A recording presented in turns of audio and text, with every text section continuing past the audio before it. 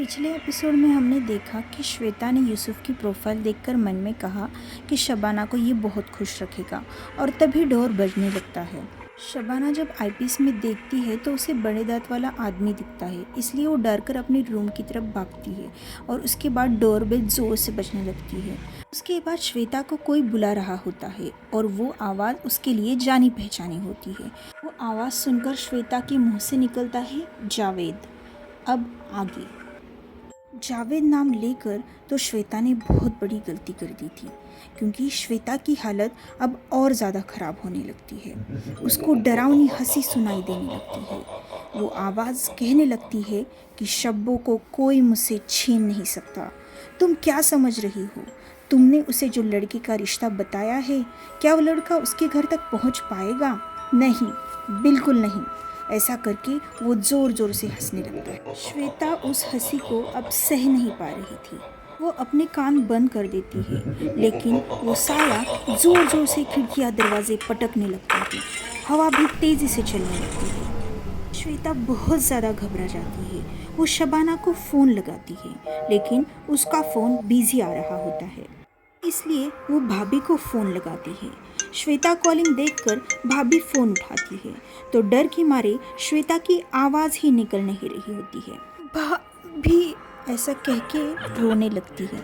श्वेता का रोना और उसकी डरी हुई आवाज़ सुनकर उसकी भाभी उसके भैया को फ़ोन देती है। भैया श्वेता से बात करने लगता है, लेकिन वो सिर्फ रो रही होती है और फिर कहती है, आप सब जल्दी आ जाओ, मुझे डर लग रहा है, प्लीज़।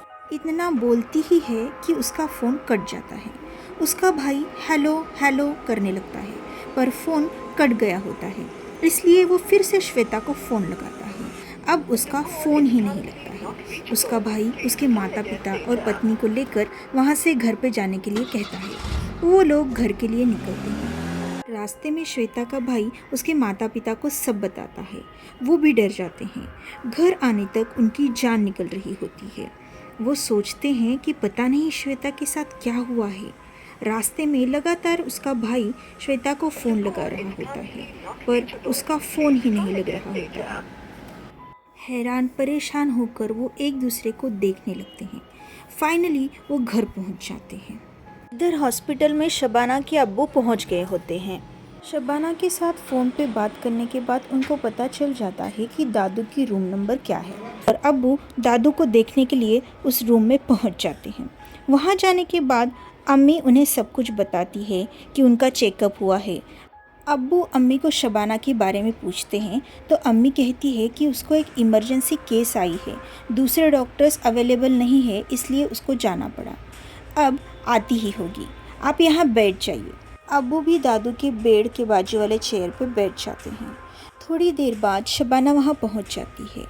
अब्बू को देखकर कहने लगती है कि क्या बताऊँ अब्बू, जब आपने मुझे दादू की ख़राब तबीयत के बारे में बोला तो मुझे सुनकर बड़ा अजीब महसूस होने लगा, तो मैं दरगाह के सामने ही गिर गई, लेकिन दो गरीब फ़कीरों ने मेरी मदद की और मुझे दरगाह के अंदर तक छोड़ाए, लेकिन बेचारे जैसे बाहर आ गए एक कुत्ते ने उन्हें काटकर घायल कर दिया और वहीं आसपास लोगों ने उन्हें इस अस्पताल में भर्ती करवाया।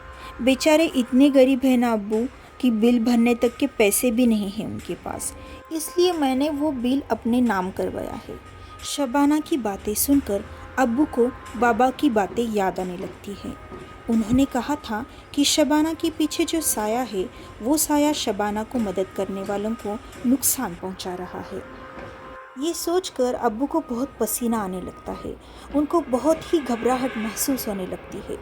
अब्बू को अचानक ऐसी हालत में देखकर शबाना को बड़ा अजीब लगता है। वो जल्दी से अब्बू को ठंडा पानी पिलाती है और उनकी पास वाली खिड़की को खोल देती है और अब्बू का पसीना भी पोंछने लगती है। अम्मी और दादी भी डर कर सोचने लगते हैं कि पता नहीं अचानक से अब्बू को क्या हुआ। थोड़ी देर बाद अब्बू को ठीक महसूस होने लगता है। वो बोलते हैं कि मैं रूम से बाहर जाता हूँ। फिर शबाना, दादी और अम्मी भी उनकी बात से सहमत हो जाते हैं। बाहर आते ही अब्बू इधर उधर देखने लगते हैं तो उनको एक नर्स दिखाई देती है। उस नर्स को वो इमरजेंसी केस के बारे में पूछते हैं और उन दो फ़कीरों के वार्ड की तरफ चले जाते हैं। वहाँ जाकर वो देखते हैं कि सामने दो फ़कीर बहुत ही ज़ख्मी हालत में थे। वो झट से उन दो फ़कीरों के पास जाते हैं और उनको जो हुआ उसके बारे में पूछने लगते हैं। तो फ़कीर भी आश्चर्य से अब्बू को देखने लगते हैं। अब्बू उनको बताते हैं कि वो डॉक्टर के अब्बू हैं और वे सब कुछ जानना चाहते हैं कि क्या हुआ था उनके साथ। फिर वो दोनों फ़कीर एक एक करके अब्बू को सब बताने लगते हैं। वो अब्बू को उस काले साए के बारे में भी बताते हैं। काले साए का नाम सुनकर अब्बू समझ जाते हैं कि बाबा वो तावीज़ को न उतारने के लिए क्यों कह रहे थे। वो दो फ़कीर अब्बू से कहते हैं कि शायद आपके बेटी के पीछे कोई बहुत बड़ी बला है। अब्बू भी समझ जाते हैं कि बाबा क्या बताना चाह रहे थे। अब अब्बू वापस दादू के रूम में आ जाते हैं। शबाना उन्हें कहती है कि दादू को एक दिन के लिए ऑब्जर्वेशन में रखते हैं और कल डिस्चार्ज ले लेंगे। बाकी लोग भी मान जाते हैं। दादू को सलाइन की वजह से गहरी नींद आ जाती है तो शबाना भी अम्मी अब्बू और दादी को बोलकर वहाँ से चली जाती है क्योंकि उसे दूसरे पेशेंट्स को भी अटेंड करना होता है। शबाना के जाते ही अब्बू अम्मी और दादी को बाबा ने जो कहा और उन दो फ़कीरों के साथ जो हुआ उसके बारे में बताते हैं। अब्बू की बातें सुनकर अम्मी और दादी को झटका सा लगता है और उनकी आंखें भर आती हैं, लेकिन वो खुदा का शुक्र मानते हैं कि अब तो शबाना ने तावीज़ पहन ली है, इसलिए अब उसके साथ सब कुछ ठीक ही होगा। उधर श्वेता के घर वाले घर पहुंचते हैं। घर की चाबी उनके पास होती है, इसलिए वो लोग डोर लॉक खोलकर फटाफट अंदर जाते हैं। इधर उधर देखते हैं तो उन्हें श्वेता दिखाई नहीं देती, लेकिन घर की खिड़कियों के कांच टूटे हुए दिखाई देते हैं। घर की हालत देखकर वो लोग बहुत डर जाते हैं। वो श्वेता को ढूंढने लगते हैं, इसलिए उसके रूम की तरफ भागते हैं। उसकी रूम का दरवाज़ा खोलने लगते हैं, लेकिन डोर अंदर से लॉक होता है, इसलिए वो श्वेता को बुलाते हुए ज़ोर ज़ोर से दरवाज़ा बजाने लगते हैं, लेकिन अंदर से सिर्फ श्वेता की रोने की आवाज़ आने लगती है। श्वेता की भाभी श्वेता की रूम की चाबी लेकर आती है और उसका भाई डोर लॉक खोल देता है। डोर लॉक खोलने के बाद वो लोग श्वेता को देखने लगते हैं तो श्वेता अपना सिर नीचे किए हुए अवस्था में रोने लगी होती है। वो लोग भागते हुए श्वेता के पास जाते हैं और उसे श्वेता श्वेता करके बुलाने लगते हैं। श्वेता धीरे से डरते हुए अपनी गर्दन ऊपर करती है और देखती है तो उसके पास में माँ खड़ी होती है।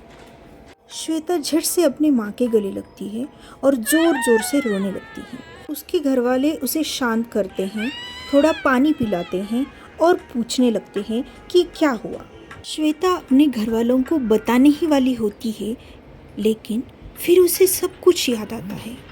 वो सोचती है कि अगर घर वालों को वो अभी सब कुछ बता देगी तो वो जावेद के बारे में पूछेंगे और वो पुरानी यादें फिर से ताज़ा हो जाएगी, वो राज फिर से खुल जाएगा और वो नहीं चाहती थी कि वो राज खुल जाए जिसके बारे में सिर्फ वो और शबाना जानती थी। क्या दादू कभी शबाना के पीछे लगे हुए साए के बारे में जान पाएंगे? ऐसा कौन सा राज था जो सिर्फ श्वेता और शबाना ही जानते थे? ये सब जानने के लिए सुनते रहिए पतिव्रता मीटिंग द गॉड।